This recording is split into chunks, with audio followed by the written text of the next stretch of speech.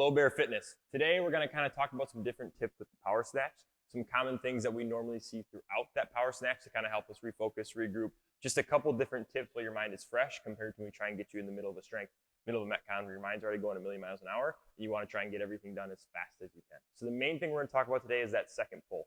That second pull in that power snatch as well as that power clean is going to be from that knee up to that hip. So the main thing we tend to see in that second pull is that we tend to pull a little bit early. So instead of getting all the way through and fully extended, we tend to start pulling here, right? Pulling early, pulling prematurely. The other thing we tend to see in that second pull is that knees and shoulders don't actually move in that same plane at the same time. So a lot of times you'll kind of see in the bottom, you might see knees extend first. Well, now here, my knees have nowhere to go, and the only way my hips can go and the barbell can go is out instead of up. So the main thing we're going to talk about first is that early extension of the elbow or the early pull of the elbow. So the thing we want to think about is getting to the top and getting that shrug. So kind of a thing we don't really talk about in the snatch warm-up.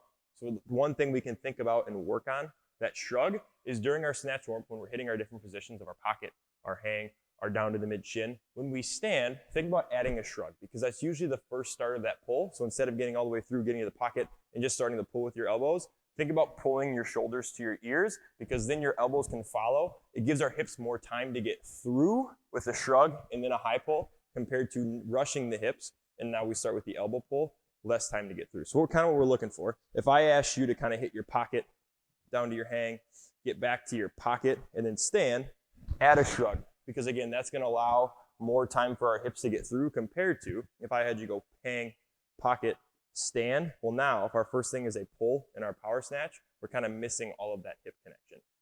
So kind of thinking again, pocket, hang. If we get back to the pocket, when I ask you to stand, add a shrug. If you tend to struggle with an early pull, just think about adding a shrug early on when it's light, we're warming up, we're getting moving, because then at full speed, again, mind-muscle connection will start to add that shrug naturally once we get doing it more and more and more. And then I'll give our time more hips to come through, shrug, high pull, we can get underneath. The other thing we tend to see in that second pull, like we mentioned before, is that hips too soon or hips forward instead of barbell and hips meeting at the same time. So again, it kind of looks this way. If I went from the full snatch and I stood, my hips came back. Now here, I swing it out and get underneath instead of getting that nice big high pull up and underneath.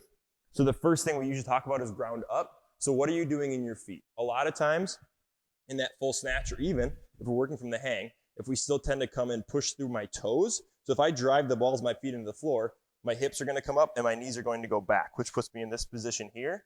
Instead of, if I can drive through the middle of my feet, now I'm going to stand up. Again, barbell hips meet at the same time, shrug, high pull, get underneath.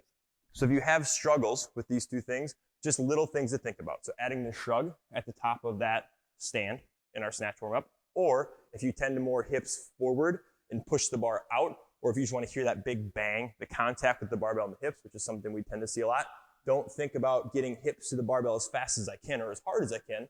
Think about meeting barbell and hips at the same time, small contact, shrug, high pull, get underneath. If you have any more questions, please feel free to ask.